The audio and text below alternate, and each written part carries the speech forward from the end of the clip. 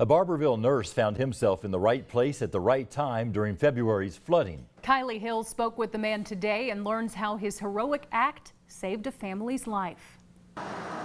Douglas Frederick never imagined that February 13th would take such an unexpected turn. I reacted to save their lives. In the process of moving, Frederick was trying to shut the water off at his old house, but he couldn't get the water company on the phone. I'm like, okay, I'm going out sort of that way, but I got to take another road about 3 miles, and I'll just go by there and see, go ahead and take care of it in person. Little did he know he'd come across a life-threatening emergency on his way home.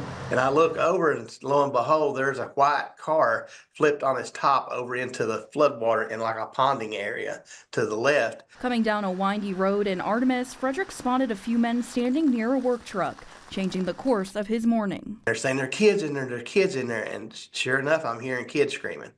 And my heart's beating out of my chest. Without hesitation, Frederick took action.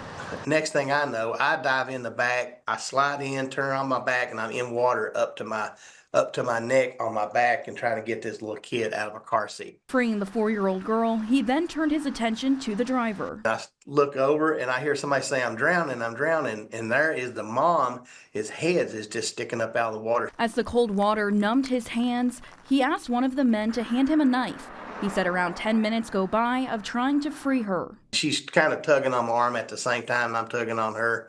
I'm like, I can't get you. And I turn around to kind of throw the knife out to those guys and just try to figure out what I was going to do. I really was probably about ready to get out.